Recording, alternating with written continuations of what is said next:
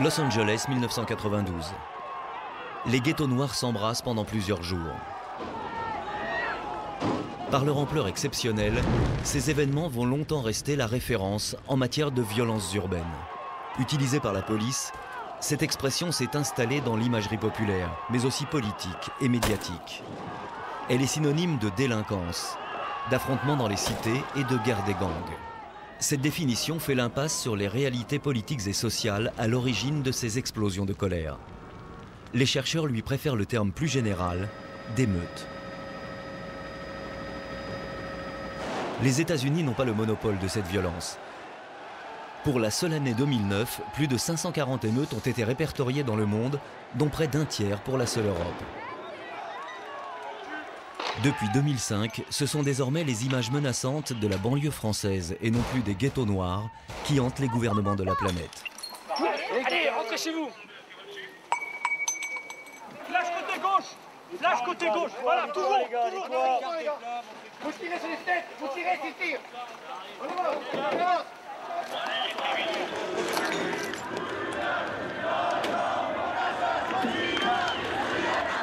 Partout s'installe la même obstination farouche.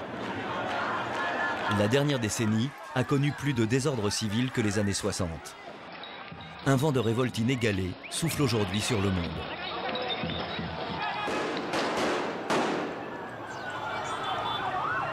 Le monde de l'émeute est un monde où les gestes sont en commun, où les postures sont en commun, où le feu des voitures, la nuit, les cagoules, tout ça,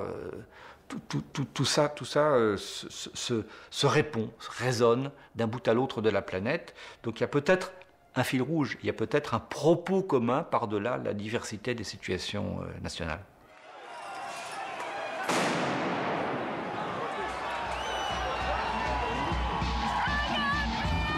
Altermondialiste et artiste en marge de Copenhague. Étudiants et lycéens d'Athènes. Ouvriers des usines chinoises. Ils ont tous participé à des émeutes.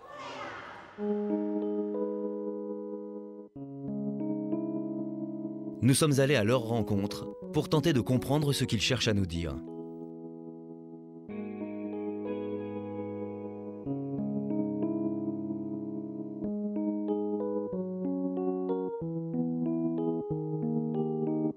On vit, on se sent dans un chaos et on cherche de sortir avec toute la force qu'on a, mais avec aussi un sentiment très humble, des forces qui sont en train de se déplacer. On cherche de sortir de ça. Nous vivons, je pense, une période qui est une période de clôture de tout un dispositif politique qui s'est mis en place au XIXe siècle, même un petit peu avant, et qui maintenant ne fonctionne plus, qui est un système de représentation. Il y avait un espace qu'on appelait l'espace public. D'une façon ou d'une autre, dans des circonstances historiques, nationales, souvent très variées, cet espace de représentation, cet espace commun s'est effondré. Et donc, il y a toute une série de souffrances, de colère, de volonté de dire ça suffit, quelque part, qui ne peuvent plus s'exprimer par des mots dans cet espace de langage commun. Et donc ça s'exprime autrement. Révolte politique, révolte contre la mort d'un jeune, contre les bas salaires, contre l'État. C'est au cœur de l'espace urbain que l'émeute se déclenche. Aujourd'hui, la ville n'est plus seulement le lieu des affrontements. Elle est aussi un enjeu. L'exemple de Copenhague est emblématique. En 2007, l'élément déclencheur des émeutes est la destruction par les autorités danoises de la Maison des Jeunes, au lieu de la contre-culture européenne. Ces événements sont l'aboutissement d'un processus d'exclusion à l'œuvre dans la majorité des pays, quels que soient les régimes politiques. Il y a une tentation de la part des États d'asseoir leur légitimité non plus sur la capacité à inclure tout le monde, mais sur sa capacité à dire ceux qui n'en font pas partie. Ça dit à un certain nombre de gens, vous n'avez pas tout à fait votre place ici. Vous n'avez pas complètement, pas seulement le droit à la parole, mais le droit de vie au fond. Et si on y regarde bien cette question de la place des gens à un endroit donné, de savoir s'ils sont pris en compte ou pas pris en compte. C'est un des ressorts principaux du déclenchement des émeutes. Pour les habitants de la Maison des Jeunes de Copenhague, ce processus débute en août 2006. Du er klar over, at det kommer til at lyde kanonåndssvagt, ikke også? Yes, det er det, vi går efter. Okay, godt nok. Hej! Landsretten har stadfæstet byretsdom i dag. Men lige meget hvad, så bliver vi i huset. Vi vil stadig gerne indgå i forhandlinger. Hvis ikke andre ønsker en politisk løsning, er en konfrontation dog uundgåelig.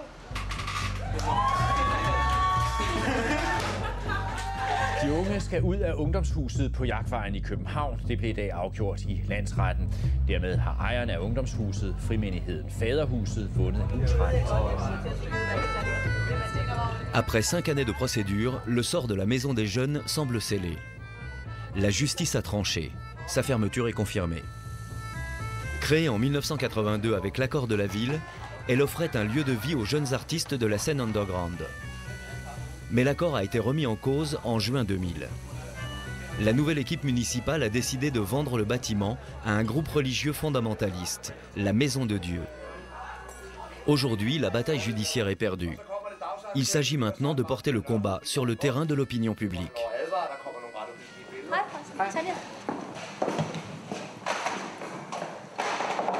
Ja, det som egentlig havde tænkt lidt med det var at finde lidt nærmere ud af, hvad en artikel kunne handle om. Jamen, nu vi snakker om det, hvad ville der så blive af sådan nogen som jeg, hvis I ikke havde ungdomshuset? Jeg vil sidde derhjemme hver eneste fucking dag og være sur og ked af det. Fordi jeg er hernede hver dag. Der er ikke andre steder, jeg gider tage hen. Fordi det her er det eneste sted, jeg har oplevet, hvor man ikke føler sig som en freak. Altså. Og den oplevelse, tror jeg, der er mange, der har. Og hvis det her hus, det ikke er her, så bliver det virkelig svært at finde sådan nogle steder i Danmark. Altså.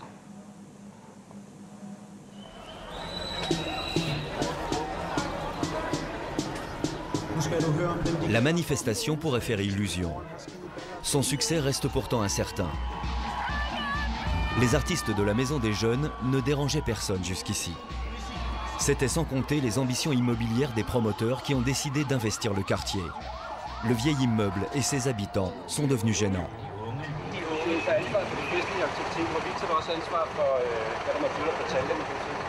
Det er ikke i vores interesse, at der skal blive bataljer med politiet, og der bliver heller ikke nogen bataljer, medmindre politiet starter. Come on, they're about to arrest everybody in the group up there! We gotta do something! Trussel udgør hund for jer! Hvad får I risikotillæg for at tage uskyldige mennesker? Sker der, mand? Hvad får I? Hvad får I for at lægge lille svin? Du går op med de der torsier, du går op langs siden, så anholder I dem. Ja, det der op langs siden, og så på den anden. Kom på højre side.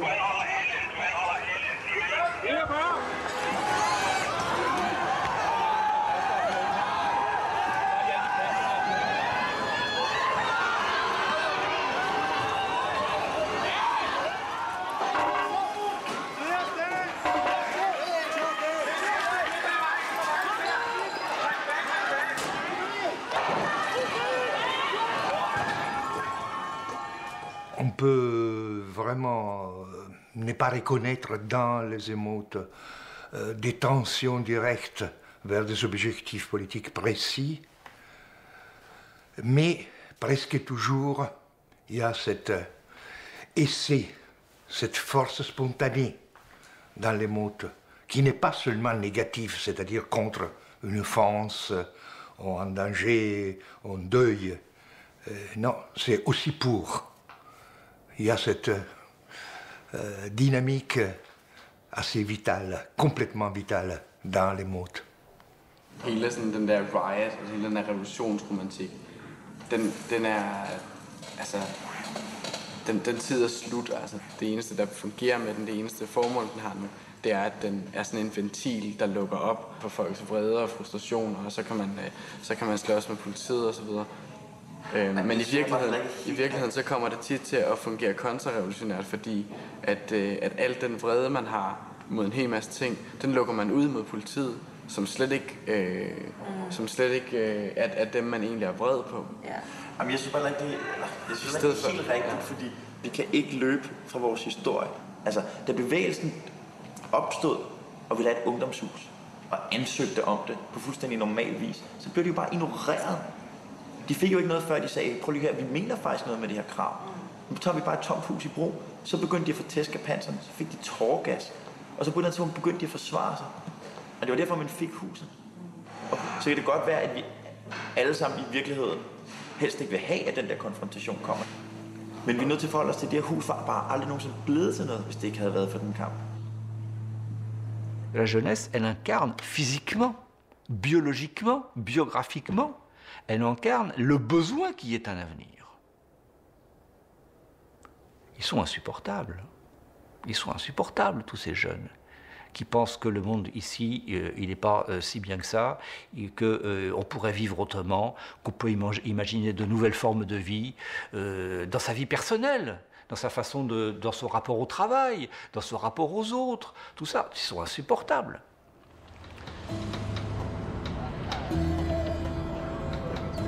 Kommer der en til? Jour après jour, les jeunes perdent un peu plus de terrain. Pour tenter une fois de plus d'enrayer le processus, les habitants de la Maison des Jeunes décident de négocier directement avec les religieux fondamentalistes propriétaires du bâtiment.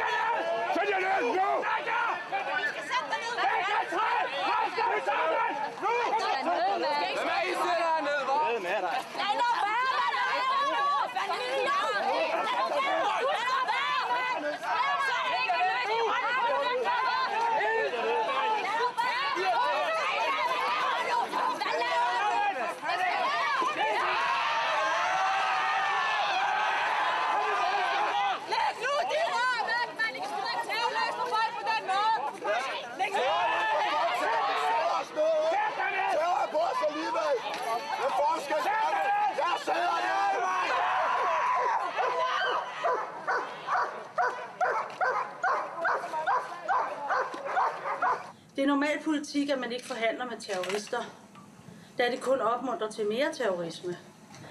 Som ejere af huset vælger vi derfor at stå fast. Det er nu tredje gang, at vi må meddele, at ejendommen stadig ikke er til salg, uanset prisen.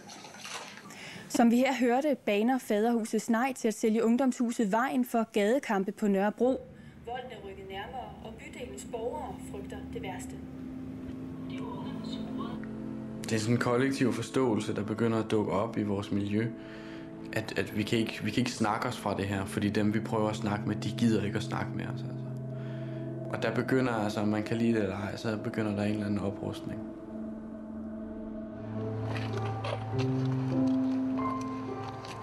L'issue semble inéluctable, d'autant que les négociations avec la municipalité social-démocrate tournent court.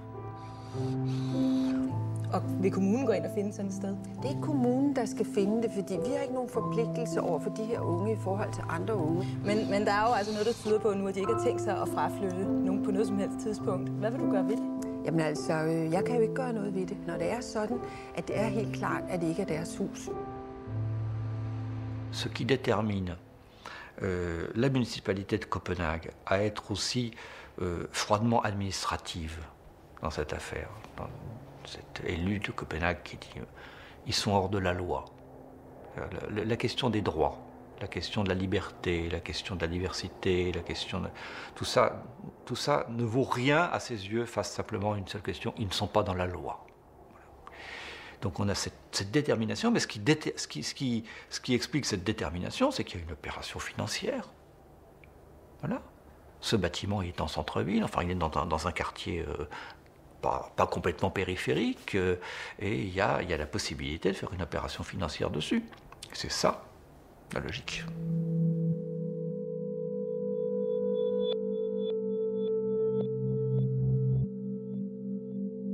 À Copenhague, mais aussi dans la majorité des métropoles, ce mécanisme spéculatif lié à la rente foncière est à l'œuvre. Partout, les quartiers populaires sont achetés à bas prix, rénovés, puis revendus à prix d'or. les profits générés sont considérables.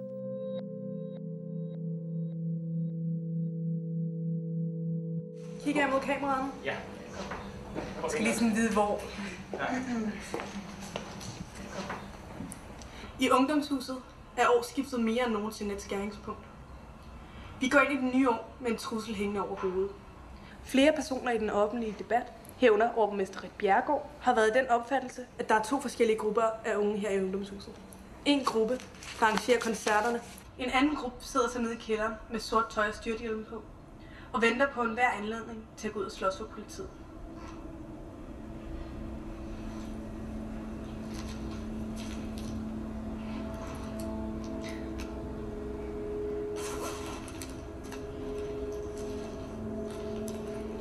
Der er ikke 2 forskellige grupper i ungdomshuset. Der er en stor gruppe af meget kreative og handlekraftige unge, der lever for at skabe en kulturel værdi, som kan komme alle til gode. Der er andre, der aldrig har skulle forklare sig. Hvorfor skal der være plads til et operahus, når der ikke er plads til en punkscene? Hvorfor skal der være plads til ejendomsmælere, når ingen har råd til deres boliger? Hvorfor skal der være plads til fastfoodkæder, når der ikke er plads til vores folkekøkken? Hvorfor skal der være plads til de rige, hvis der ikke er plads til de fattige?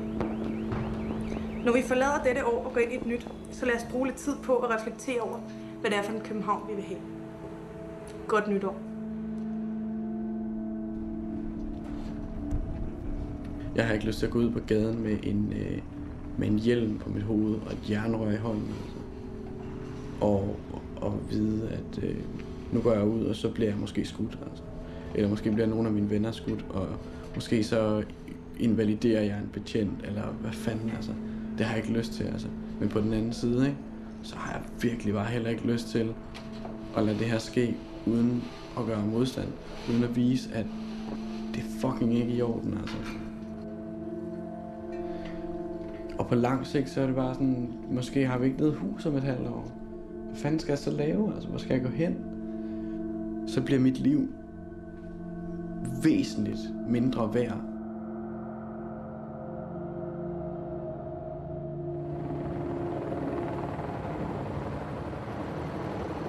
L'expulsion orchestrée comme une opération militaire a été minutieusement préparée.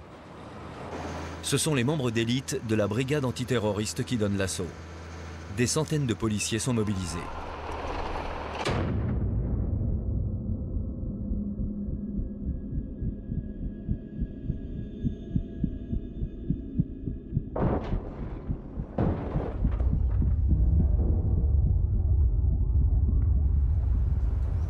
Tout ça se transforme en une logique implacable qui est que ces jeunes-là ne doivent plus être là, quoi qu'il arrive, quels que soient les moyens qu'on doit employer, quelles que soient les conséquences. Éventuellement, on prend un peu de temps pour discuter avec eux, on fait traîner, mais on finit par les évacuer. Et ça a pour conséquence une conséquence symbolique, qu'on aurait dit politique, qui est considérable, c'est que ces jeunes, le peu d'illusions qu'ils avaient encore, le peu de confiance qu'ils pouvaient avoir encore dans le système politique, s'est complètement effondré. C'est-à-dire qu'on a accentué l'écart entre l'espace de l'État et la jeunesse. L'évacuation et la destruction de la Maison des Jeunes vont déclencher 6 jours d'émeutes. Les plus violentes qu'ait connues Copenhague depuis 20 ans. Cette opération a servi d'expérience aux autorités danoises, mais aussi à d'autres pays européens.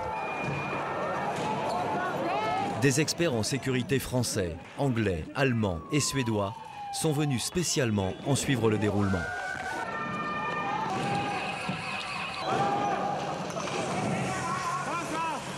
Aujourd'hui, les polices du monde s'échangent de nombreuses données pour élaborer des modèles de répression qui peuvent s'appliquer à toutes les formes de violences urbaines. Ce qui est sûr, c'est qu'on n'en sortira pas par la répression et uniquement par la logique disciplinaire et répressive. Voilà, il faudra à un moment donné que des gens qui ont le pouvoir ou qui sont dans l'espace du pouvoir se mettent à écouter sérieusement ce qui se passe et ce qui leur est dit de cette façon-là.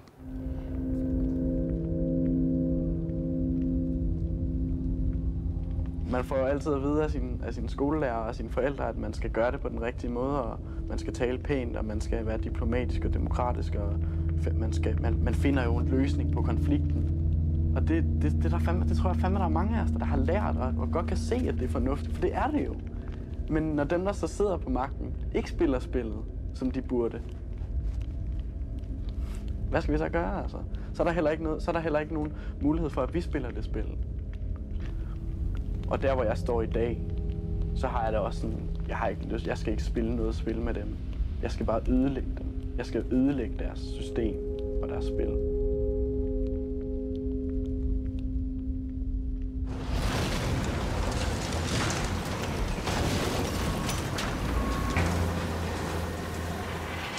C'est une logique mortifère, c'est une logique nécrosante. On détruit le sens des choses en faisant ça. C'est dangereux physiquement pour les jeunes, de penser que les jeunes sont une menace, mais c'est dangereux symboliquement, affectivement, dans la constitution du sujet, voilà. Dans tous les domaines. La jeune génération ne serait plus pour ses aînés une promesse d'avenir. Conséquence, les affrontements sont récurrents et se multiplient. À ce titre, l'exemple grec est révélateur. En décembre 2008, ce pays connaît un embrasement d'une violence sans précédent depuis la chute de la dictature en 1974. 3 semaines d'émeutes qui commencent à Athènes avant de s'étendre sur tout le territoire, non pas dans les banlieues stigmatisées, mais dans les centres-villes, au cœur des universités et des lycées. Cette fois, l'élément déclencheur est une bavure policière. Dans la soirée du 6 décembre 2008, un adolescent de 15 ans est tué par balle par un agent de police dans un des quartiers populaires d'Athènes. Une simple altercation verbale avec 2 adolescents a dégénéré.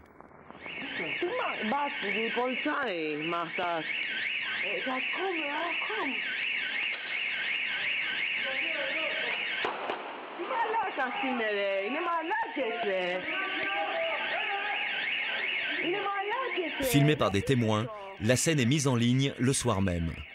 La nouvelle va se répandre comme une traînée de poudre. Με πήρε τηλέφωνο ένας φίλος μου που ήταν εκεί και μου είπε ότι οι μπάτσοι πυροβόλησαν ένα παιδί, είναι φίλος μου και πέθανε στα χέρια μου. Για τη δολοφονία του Γρηγορόπουλου έμαθα το ίδιο βράδυ που έγινε, μέσω τηλεφώνου, και την ώρα που το έμαθα όλο το βράδυ το κινητό χτυπούσε συνέχεια και ερχόντουσαν συνέχεια μηνύματα που καλούσαν σε πορεία την επόμενη μέρα το πρωί. Είχε πάει ένας αστυνομικός και σκότωσε ένα παιδί.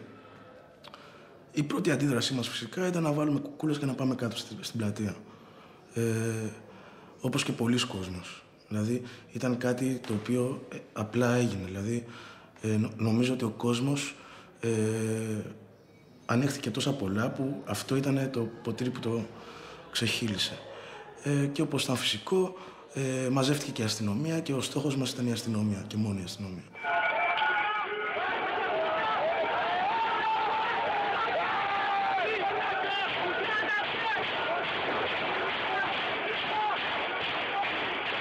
Une des situations les plus récurrentes dans le déclenchement des émeutes dans le monde, c'est la mort d'un jeune. Une mort dans laquelle la responsabilité des forces de police est soupçonnée. Peu importe que ça soit à juste titre ou non, c'est le soupçon qui est important, parce que ce soupçon porte en lui le soupçon tel que nous l'ont exprimé des jeunes en France en 2005 ou en 2006, qui est que leur vie vaut moins que celle des autres. Είναι πραγματικά τραγικό και εκεί λες τι στο διάλο τους ψηφίζω, τι στο διάλο κάνει αυτή η κοινωνία, αυτό το κράτος. Τίποτα. Οπότε τι κάνεις, βγαίνεις και ξεγύρισαι και όλα είναι δικαιολογημένα. Όλα, νομίζω.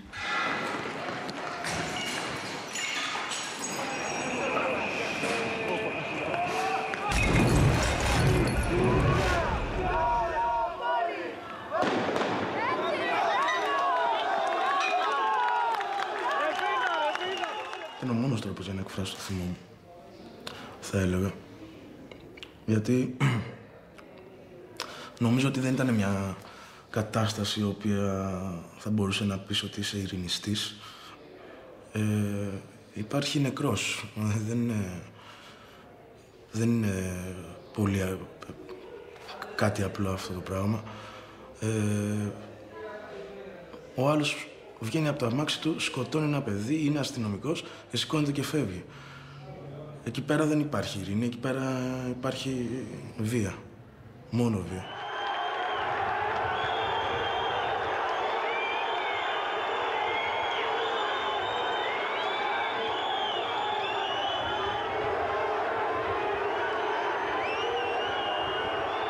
La question de la valeur de leur vie est une question essentielle parce qu'elle est à la fois le signe que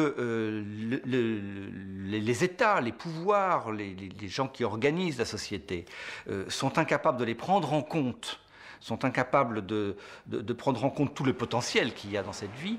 Et ça montre aussi la capacité de ces jeunes à porter malgré tout l'idée qu'ils ont toute leur place là et qu'ils sont capables ensemble de dire à l'État, là ça va plus, là vous allez trop loin, nous sommes là. Au fond, le premier sens d'une émeute, c'est dire nous sommes là, n'oubliez pas, nous sommes là, nous pouvons compter, voilà.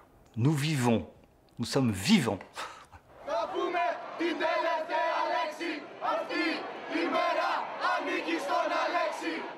Dans tout le pays, l'émotion est immense. Dès le lendemain de la mort du lycéen, plusieurs milliers de personnes, toutes générations confondues, descendent dans la rue pour clamer leur indignation.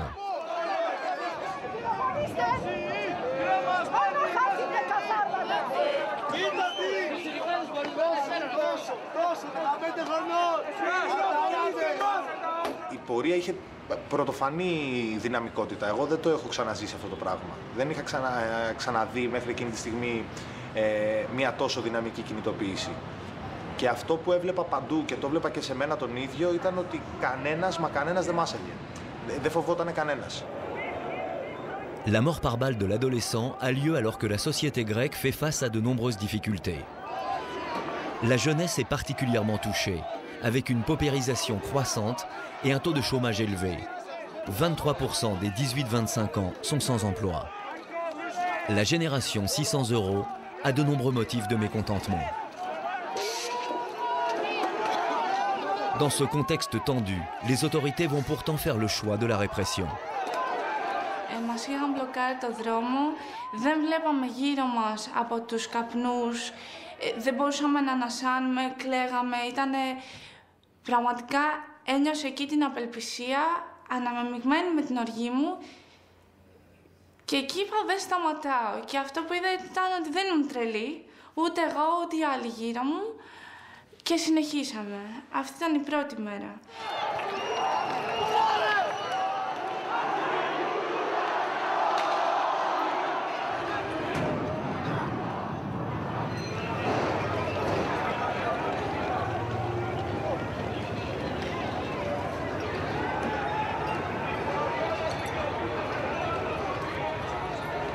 Ναι, σε εκείνη τη φάση τα πράγματα ήταν ανεξέλεγκτα, όντως, και δεν μας ένοιαζε.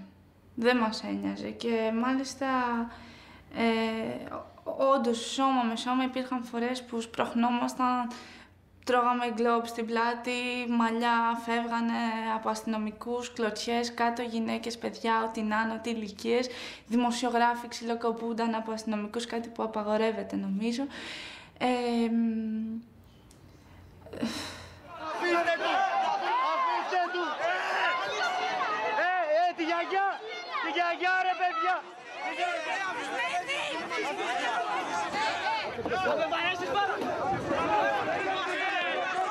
Οπότε σίγουρα είναι ένα πολιτικό πρόβλημα όταν δεν θέλεις να αντιμετωπίσεις την αστυνομική αυθαιρεσία, την κατάχρηση εξουσίας και δεν θέλεις η αστυνομία να έχει ένα ρόλο προστασίας, αλλά ένα ρόλο καταστολής. Αλλά από εκεί και πέρα ήταν και ένα πολιτικό πρόβλημα για όλη την κατάσταση που επικρατεί στην κοινωνία, στην οικονομία, ακόμη και στον πολιτισμό. Ότι φτάνει ως εδώ, δεν αντέχουμε άλλο.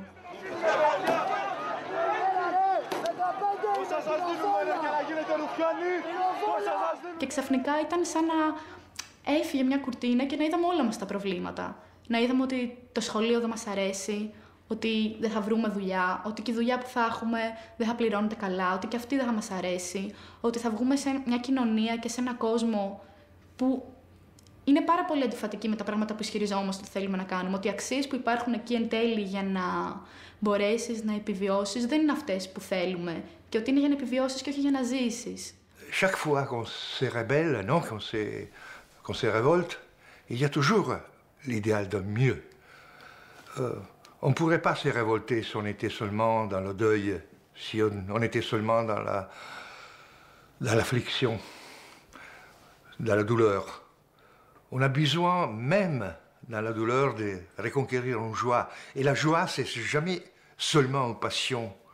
C'est aussi un minimum, une étincelle de rationalité. Et donc de construction. Et donc d'alternative.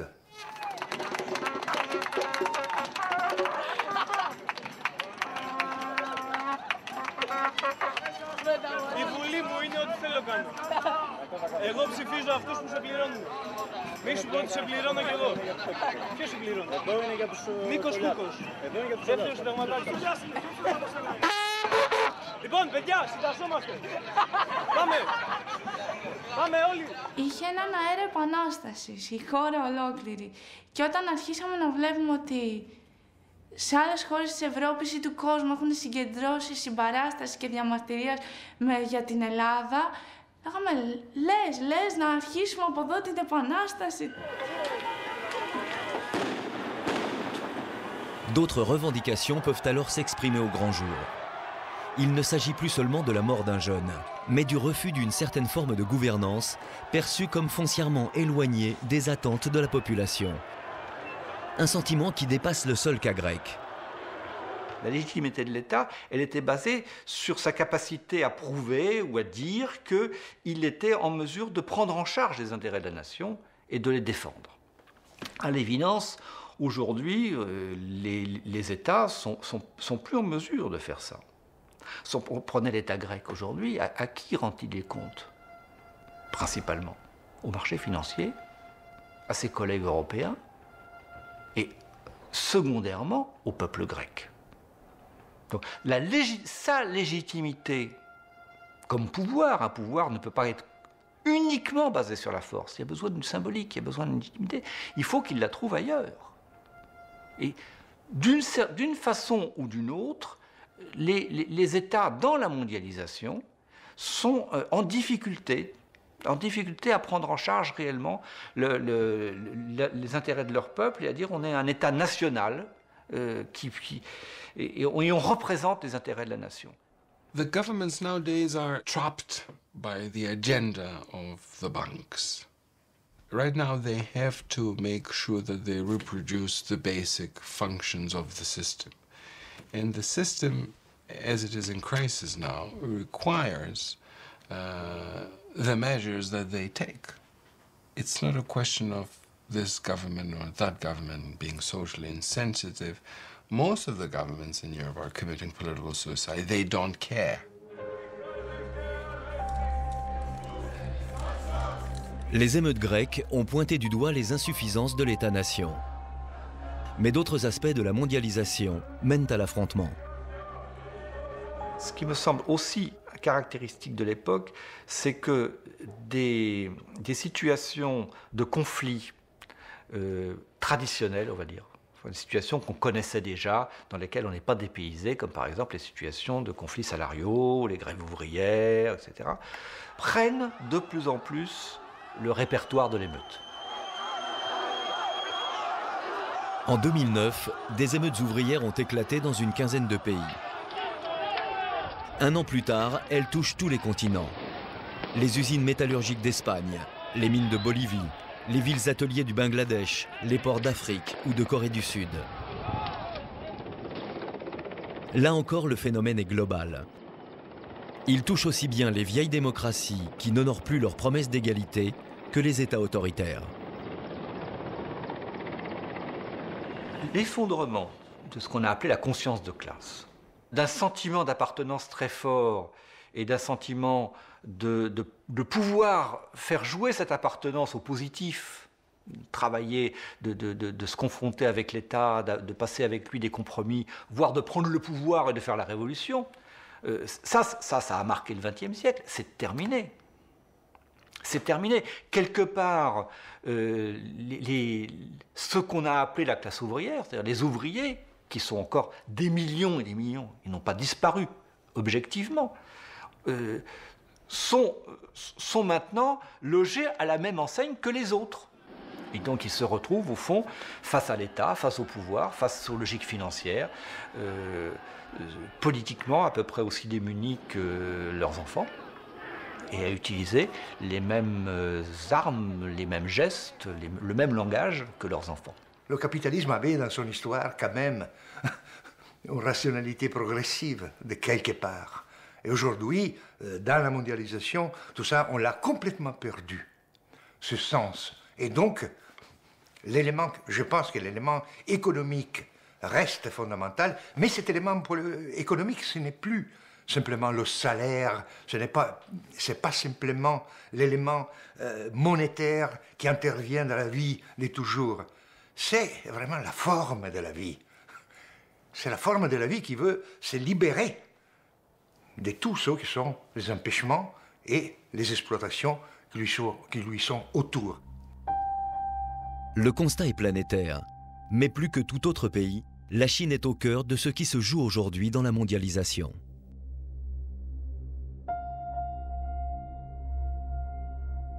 Avec sa croissance exponentielle, l'usine du monde est passée en quelques années d'un communisme rural au cynisme marchand. En 2009, l'Empire du Milieu est devenu la deuxième puissance économique mondiale.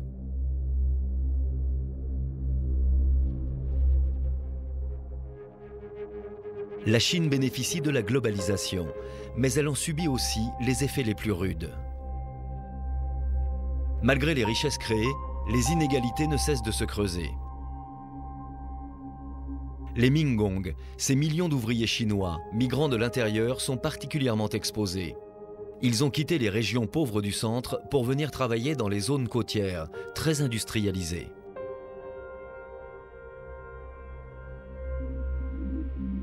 Pendant des années, ils sont restés les victimes silencieuses de ce modèle de développement. Mais les mentalités changent. Aujourd'hui, l'entreprise est devenue le nouveau terrain de la révolte. La révolte l'émeute est un élément qui peut indiquer quels sont les points faibles dans le système mondial de régulation. Mais d'autre part, l'émeute est l'émeute. Et c'est chose qu'on ne peut pas nier. C'est l'autre âme. Le capital est toujours un rapport de domination. Et il y a le travail mort qui commande sur le travail vivant. L'émeute est travail vivant, travail social vivant.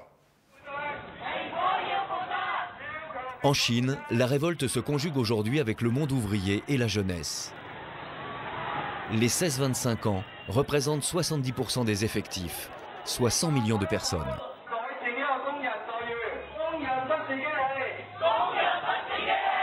他们就希望在这个城市里边，在现代产业当中的话呢，确定自己这种职业定位和职业生涯。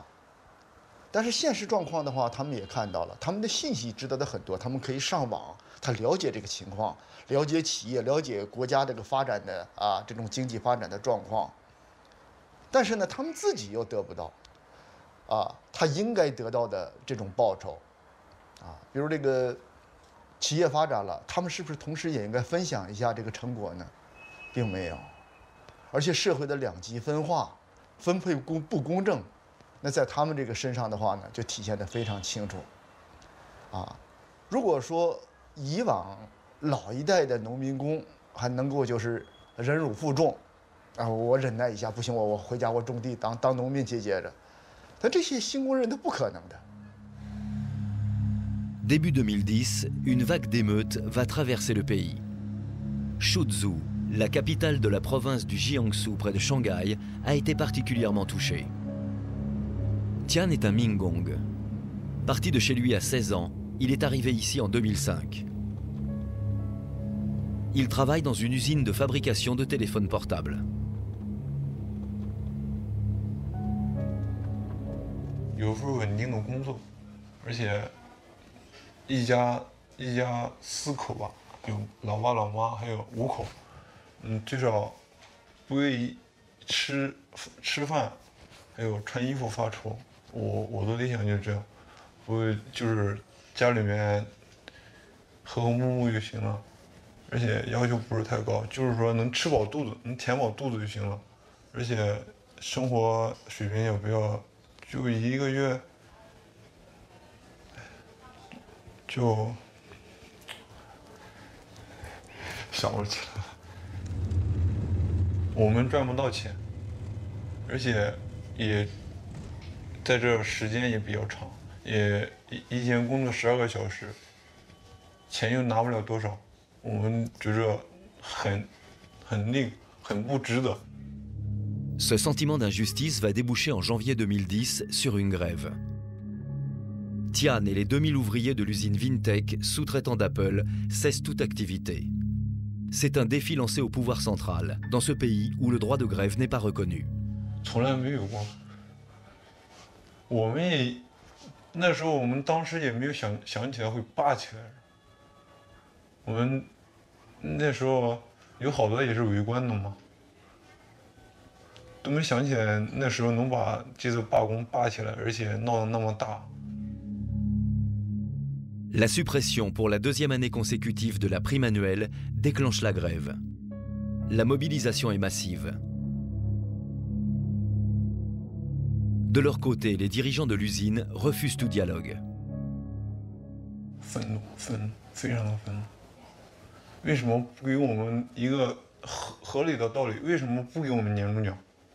我们辛辛苦苦1年了，非常气愤，而且那时候警察也过来了，警察过来就不问什么，我们在里面，他们跟我们往里面，最后我们和警察也擦出了一定火花，他们就拿那种橡胶棍打我们厂里面的人，我们厂里面人看见了就拿砖头或者之类的东西往外面扔砸他们。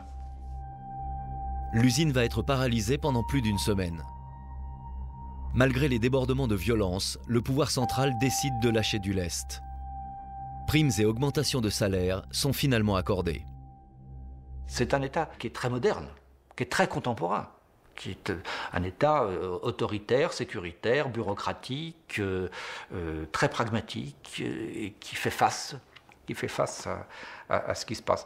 Il semble être en capacité d'analyser la situation et de l'intégrer dans sa façon de gouverner. Ça ne veut pas dire qu'il devient plus démocratique, ça ne veut pas dire qu'il lâche du lest sur les libertés, ça veut dire qu'il a conscience qu'il se passe en dehors de son espace des choses qu'il a intérêt à prendre en compte s'il veut continuer à gouverner tranquille. 他们怕我们把那些东西全部往网上传，而且网上，一开始还有说连年暴动，还有图片。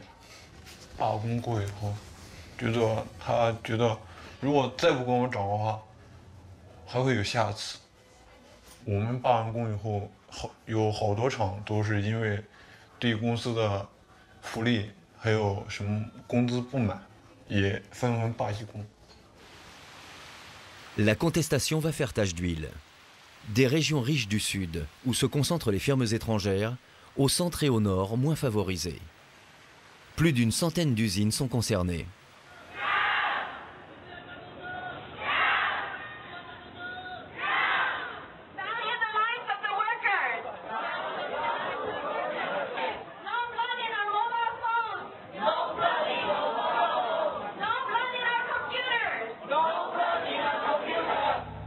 C'est dans le Guangdong, la première province exportatrice de Chine, que cette opposition va s'exprimer avec le plus de virulence. Le sud du pays a la plus importante concentration de jeunes ouvriers migrants. Et c'est ici, à Shenzhen, près de Hong Kong, qu'ils sont les plus organisés. L'onde de choc va finir par toucher un secteur jusque-là épargné, l'automobile. Au premier trimestre 2010, la firme Honda a engrangé 637 millions d'euros de profit. Au printemps de cette même année, les 1800 ouvriers chinois de la multinationale japonaise demandent à leur tour à bénéficier de cette manne. De premières négociations sont entamées. Li, lui aussi Mingong, a vécu les événements de l'intérieur.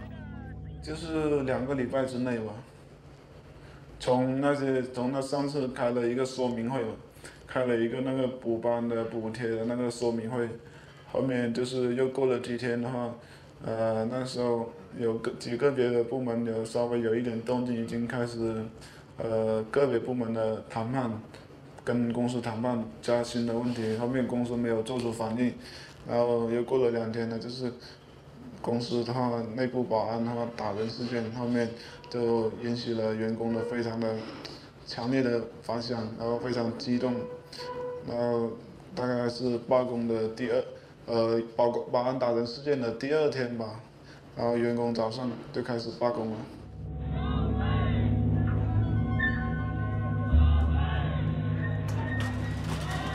后面这4条的话，公司上级没有给出答复，不同意。然后就是说，在早上的时候，公司它有一种威胁、强迫性的那种感觉，也就是说，它出的结果，也就是说，如果不来上班的，一律追究相关的责任，追究相应的责任，也就是说会开除啊什么之类的。Menaces à l'intérieur de l'usine. Mesures d'intimidation à l'extérieur. 他们没有直接的说要抓我，后面是我怀疑他们肯定是来抓我，后面是我自己跟他们走的。他们说我非常的狡猾，后面说如果你不交代的话，把你打一顿，然后关进去，然后就是或者如果事情非常严重的话，就是判你10年8年，就是让你一辈子都出不了牢的可以，是这样说的。Pour les autorités chinoises, il est temps de mettre un terme à cette contestation devenue de plus en plus incontrôlable. Désormais, on ne doit plus parler de grève, mais d'arrêt actif du travail. On ne doit plus dire émeute, mais incident de masse. Les médias sont invités par les services de propagande à traiter d'autres sujets. 因为这件事既然发生了，就要让世界知道这件事的真相。 不能让这件事的真相一直隐瞒下去，要让中国人认识这个社会，要让大家认识这个中国跟这个社会，跟这个政府。